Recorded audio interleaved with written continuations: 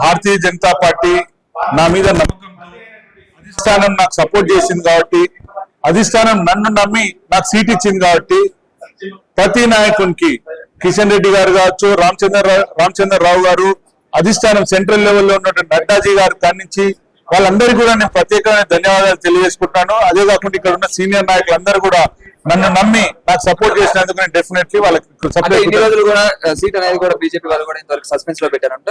ఇప్పుడు ఇవ్వడానికి గల కారణం ఏంటి ఇంత లేట్? డెఫినెట్లీ ఒక మూడు రోజులు కొంచెం లేట్ అయినట్టు మీరు అనుకుంటున్నారు, కానీ అక్కడ మా దగ్గర బీఆర్ ఎలక్షన్స్ దాని మీద కూడా అక్కడ ఉన్నటువంటి బలాబలాలను బట్టి సీట్లు ఎవరికి ఎన్ని ఇవ్వాలి అక్కడ ఉన్నది కాబట్టి దాంట్లో కొంచెం లేట్ అయినట్టు నాకు తెలిసింది. బట్ స్టిల్ మా దగ్గర నుంచి ఎప్పటి నుంచో చాలా మంది తెలుసు, నేనే ఆస్పిరెంట్ గా ఉన్నాను, స్ట్రాంగ్ క్యాండిడేట్ గా ఉంటానని తెలుసు కాబట్టి వర్క్ ఎప్పటి నుంచో స్టార్ట్ చేసినాం. లంకా దీపక్ కుమార్ రెడ్డికి ఓట్ వేయాలంటే ఎందుకు వేయాలని చెప్తారు ప్రజలు? నేను ఫైటర్ చిన్నప్పటి నుంచి పాలిటిక్స్ లో ఉన్నాను. సో నాకు ప్రజల గురించి ఫైట్ చేసే తత్వం ఉన్నవాడిని. నన్ను చూడండి, నన్ను నమ్మండి, నా బ్యాక్గ్రౌండ్ చూడండి.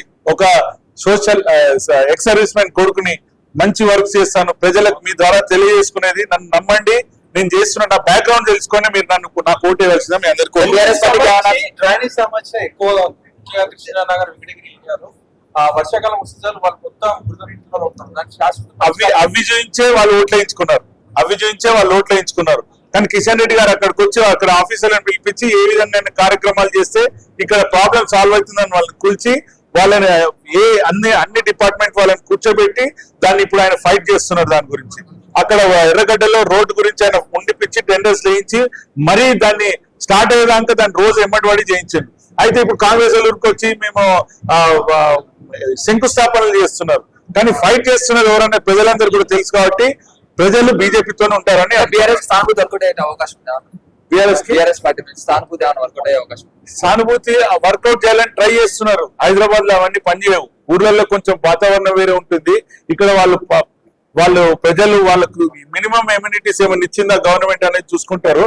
నాకు తెలిసినంత వరకు వాళ్ళకి ఏం వర్కౌట్ కాదు. ఇంతకుముందు దౌర్జన్యాలతో పరిపాలించారు, అక్కడ నిజంగా వర్క్ చేద్దామని లీడర్లను సతాయించేది, బస్తీ ప్రెసిడెంట్ అని సతాయించారు వాళ్ళు. సో ఇప్పుడు ప్రజలందరూ కూడా కిషన్ రెడ్డి గారు చేస్తున్న అభివృద్ధి కార్యక్రమాలు ఉండొచ్చు, మోడీ గారిని చూసి Bharatiya Janata party support. 45,000 majority వచ్చిందని చెప్పి అంటున్నారు కదా, అది వర్కౌట్ అవుతుందా? మెజారిటీ వచ్చింది, అంత మెజారిటీ నవీన్ యాదవ్కి 45,000 మెజారిటీ వచ్చిందని చెప్తున్నారు, గెలుస్తామని కూడా ధీమా వ్యక్తం చేస్తున్నారు. ఏ విధంగా చెప్తారు నాకు అర్థం కావట్లేదు.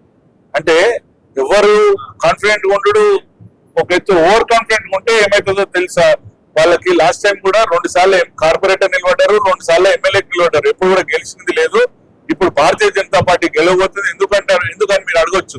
లాస్ట్ టైం మేము 7,000 నుంచి 26,000 పోయినాం.